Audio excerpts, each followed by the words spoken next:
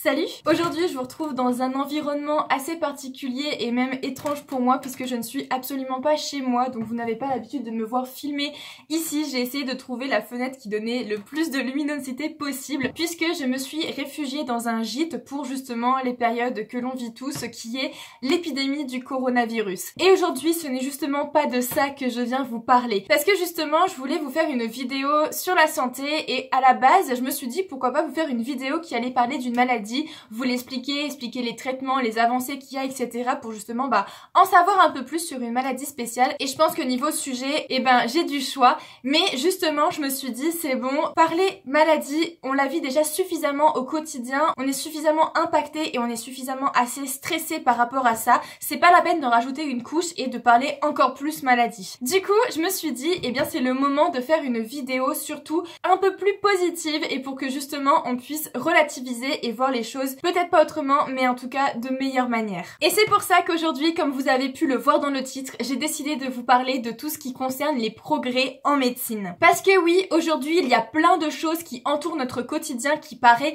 normal et fondamental, on n'imagine pas la médecine sans ça aujourd'hui, mais il y a une époque et en soi elle n'est pas si lointaine que ça, tout ça n'existait pas et la vie n'était pas du tout comme on la voit aujourd'hui. Et donc même si les maladies, comme on peut le voir actuellement, sont toujours très présentes dans nos vies, il y a eu de gros progrès et quoi qu'on en dise, là, par rapport à ça, l'intelligence humaine a énormément aidé. Et donc c'est pour ça que nous allons voir une liste bien évidemment non exhaustive de plusieurs progrès qui ont été faits et surtout qui ont révolutionné la santé et la vie de tout le monde. Et ça, comme je vous l'ai dit, ce n'est vraiment pas si lointain que ça puisque ça fait plus ou moins un siècle que vraiment les progrès ont eu une montée de manière exponentielle. À la rigueur, peu importe le domaine, mais forcément la santé a été aussi touchée, si on veut, aussi par ces progrès. D'ailleurs, à terme d'exemple qui va parler à lui tout seul, en 100 ans, l'espérance de vie a doublé. Dans les années 1900, l'espérance de vie était de 33 ans. Aujourd'hui, elle est supérieure à 75. Commençons par un progrès qui date de 1798 que tout le monde connaît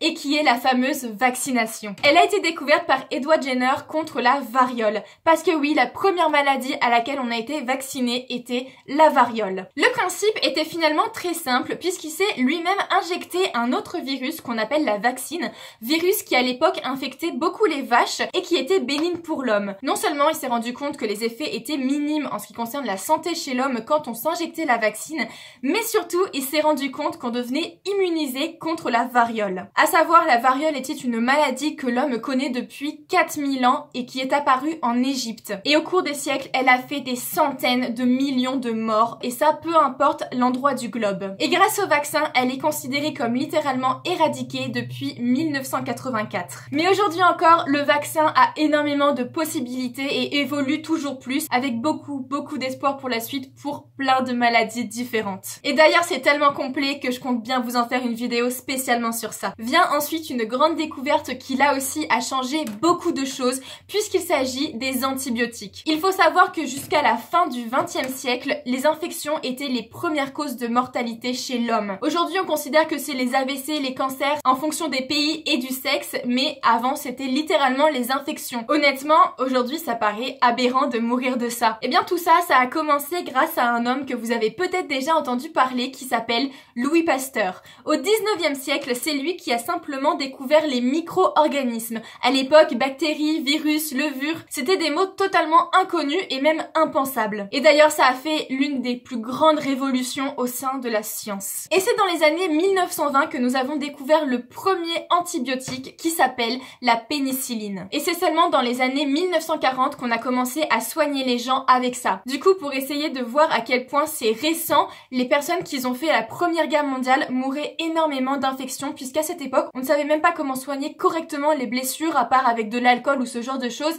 mais c'était pas forcément efficace à 100%. Et à l'heure d'aujourd'hui, il y a plus de 10 000 molécules d'antibiotiques qui ont été trouvées dans le monde. Et d'ailleurs, dont la majorité proviennent de produits naturels comme des champignons, des animaux, des végétaux et aussi la plupart du temps des micro-organismes eux-mêmes. Parlons maintenant de quelque chose d'un peu plus mignon que ces bactéries, nous allons parler bébé. Parce que oui, l'un des plus grands progrès de la médecine, c'est aussi la couveuse. Elle a été découverte vers les années 1880. Parce qu'il faut savoir qu'à cette époque, non seulement la mortalité infantile, que ce soit lors de l'accouchement pour le bébé ou pour la maman, évidemment était assez conséquente par rapport à aujourd'hui, mais c'était encore pire pour les prématurés. On perdait 2/3 des bébés qui naissaient prématurés. Alors oui, la première couveuse était relativement rudimentaire puisque on s'est inspiré des couveuses qu'on utilisait pour les œufs, pour les faire éclore. On a pris une boîte simple en bois avec des casseroles chaudes en dessous où on mettait le bébé. Et ensuite, c'est seulement dans les années 1950 où on a réellement créé la couveuse moderne qu'on connaît aujourd'hui, qui va avoir une régulation thermique et donc qui va du coup recréer l'atmosphère prénatale, c'est-à-dire le ventre de la maman, avec en plus de ça du coup une barrière pour les infections et vraiment un meilleur milieu pour le développement du bébé jusqu'à arriver à terme. Et aujourd'hui, ce sont là aussi plus de 10 000 bébés qui sont sauvés grâce à cette découverte. Bien, maintenant parlons de quelque chose que vous connaissez aussi, c'est sûr à 100%, nous allons parler de la radioactivité. Finalement, là aussi, la découverte est relativement récente puisqu'elle date de 1896. À savoir, elle a été découverte par Henri Becquerel, un Français, et ça totalement par hasard, c'était absolument pas voulu. Ensuite, ces travaux ont été repris et approfondis par Marie et Pierre Curie. Vous avez très certainement dû en entendre parler, qui ont reçu d'ailleurs un prix Nobel pour cette découverte. À savoir, la radioactivité, c'est le nom qu'a donné Marie Curie à ça. Et là, à partir de cette découverte, ce sont énormément de scientifiques qui ont cherché chacun de leur côté des nouvelles choses pour justement savoir quoi faire avec cette radioactivité. Alors bien évidemment, dans cette vidéo, je ne vais pas m'attarder sur les points très négatif qui a pu provoquer la radioactivité et du coup cette découverte.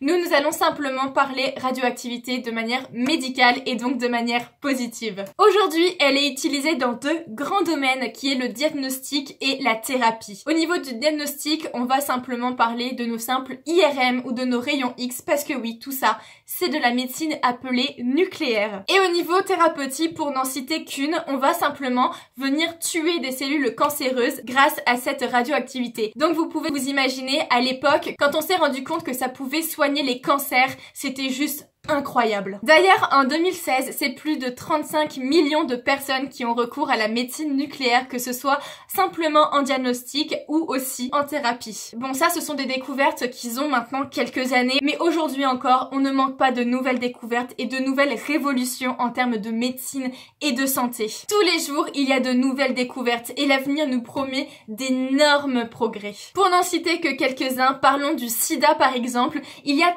très peu de temps, un deuxième patient a été guéri, du moins il est en rémission, c'est-à-dire qu'on n'arrive plus à trouver le virus du sida dans son corps. Alors bien évidemment, il faut attendre encore un petit peu de temps pour dire que définitivement, oui, il est guéri, mais il est considéré comme en rémission. Et ça, c'est très simple, on a utilisé des cellules souches hématopoïétiques. Alors oui, ce nom fait extrêmement peur, du coup, laissez-moi vous expliquer un petit peu mieux ce que c'est que ces fameuses cellules. Peut-être que vous le savez, mais le VIH va venir sur les cellules de l'immunité, qu'on appelle les leucocytes. Du coup, ces fameuses leucocytes qui sont un petit peu les policiers de notre corps, c'est-à-dire quand un agent pathogène étranger va arriver en nous, c'est lui qui va faire « non, tu restes pas là » et qui va du coup nous guérir. Et bien justement, si le sida est dans ces leucocytes ne peuvent pas faire leur travail et on va du coup tomber malade et mourir d'une autre maladie, pas directement du coup du sida. Et bien du coup, c'est à partir de là que les recherches ont commencé. C'est-à-dire que ces cellules souches hématopoïétiques vont devenir des leucocytes.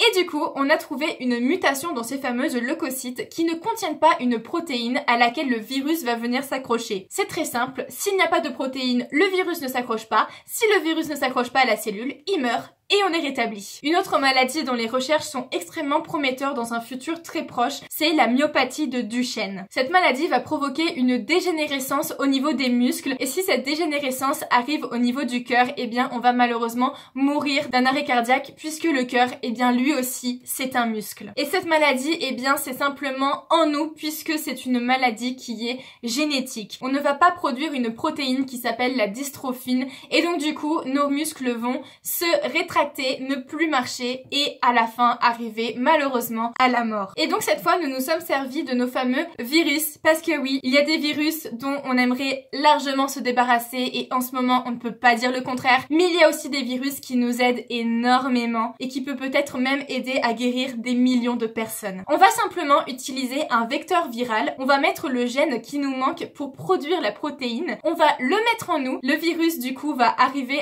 à notre ADN, va remettre le gène gènes, la protéine va être de nouveau produite et du coup la maladie ne sera plus là. Tout ça pour dire, même si c'est très complexe, qu'on arrive même maintenant à toucher à la génétique. Imaginez le nombre de maladies génétiques qu'il y a, imaginez le nombre de choses qu'on peut faire à partir du moment où on commence à maîtriser ça. De manière générale, que ce soit du coup en génétique, en cancérologie ou même au niveau des cellules souches, parce que bien évidemment, il n'y a pas que le sida qui peut bénéficier de ça, mais plein d'autres domaines. L'avenir nous prépare de nombreuses surprises. Et dans un avenir plus ou moins proche, on pourra peut-être se greffer un pancréas artificiel qui sera extrêmement prometteur puisque du coup, eh bien, ce sera la fin du diabète. On trouvera sûrement un traitement très efficace contre la maladie d'Alzheimer. Fabriquer de la peau, marcher deviendra possible pour les paraplégiques avec les nouveaux exosquelettes. Et en tout cas, eh bien, je peux vous dire que tout ça, c'est déjà à l'étude dans les laboratoires. Bref, en ce qui concerne mon domaine, j'ai essayé de vous amener un petit peu de lumière et de positivité dans tout ce monde et dans toute cette période très sombre et très stressante. J'espère vraiment pour ceux qui ont de la famille qui sont touchés que vous restez forts et que ça va bien se passer. En tout cas, je suis de tout cœur avec vous. Je suis aussi de tout cœur avec les personnes qui sont réellement sur le front, que ce soit nos médecins, que ce soit nos chercheurs, nos infirmiers, etc., etc. Vraiment, un grand merci à vous. Sur ce, moi je vous fais plein de gros bisous et je vous dis à très bientôt dans une prochaine vidéo.